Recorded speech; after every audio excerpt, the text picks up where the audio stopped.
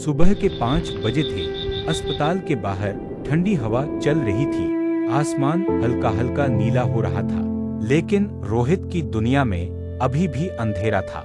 वो ठंडी बेंच पर बैठा था, आंखों में नींद नहीं, बस डर और बेचैनी थी। ऑपरेशन थिएटर की लाल लाइट अभी भी जल रही थी, जैसे हर सेकंड उसे याद दिला रही हो कि अंदर उसकी माँ जिंदगी और मौत के बीच लड़ रही है। डॉक्टर ने कुछ देर पहले ही कहा था, हालत थोड़ी गंभीर है, हम पूरी कोशिश कर रहे हैं। रोहित ने अपने कांपते हाथों को आपस में कसकर पकड़ लिया। दिल इतनी तेज धड़क रहा था जैसे सीने से बाहर निकल आएगा। उसकी आंखों के सामने बार बार वही कल रात का दृश्य घूम रहा था। माँ बिस्तर पर बैठी थी, थोड़ा घबराई हुई। उन्होंने धीरे से कहा था, बेटा थोड़ा मेरे पास बैठ जा, दिल घबरा रहा है। लेकिन रोहित उस वक्त फोन में बिजी था।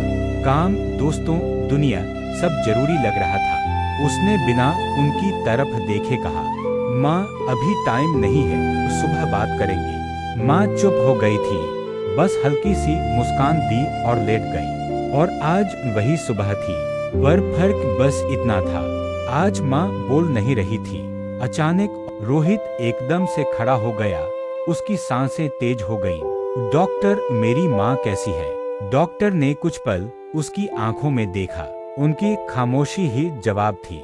फिर उन्होंने धीरे से कहा, हमें माफ कीजिए, हम उन्हें बचा नहीं पाए। ये शब्द जैसे रोहित के दिल में सीधे उतर गए। सब कुछ थम गया, आसपास की आवाजें, लोगों की हलचल, सब कुछ गायब हो गया। बस माँ की वही आवाज गूंज रही थी, बेटा थोड़ा मेरे पास बैठ जा। रोहित की आंखों से आंसू अपने आप बहने लगे।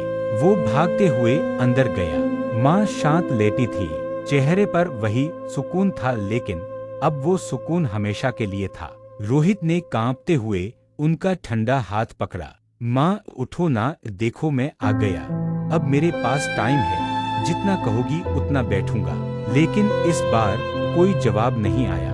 वो वहीं घुटनों के बल बैठ गया और जोर जोर से रोने लगा। माँ एक बार बुला लेती, मैं सच में सब छोड़कर आ जाता। प्लीज। एक बार कमरे में सन्नाटा था और उस सन्नाटे में सिर्फ एक बेटे की टूटती हुई आवाज गूंज रही थी। कुछ देर बाद नर्स आई। उसने धीरे से रोहित के कंधे पर हाथ रखा, लेकिन उस दर्द को कोई छू भी नहीं सकता था। रोहित ने आखिरी बार माँ के माथे को चूमा और आंखें बंद कर ली। उसके अंदर कुछ हमेशा के लिए टूट चुका था। उस दिन उसे एक कड़वा सच समझ आया, जिन लोगों के लिए हम कहते हैं बाद में बात करेंगे, कभी कभी उनके लिए बाद में कभी आता ही नहीं।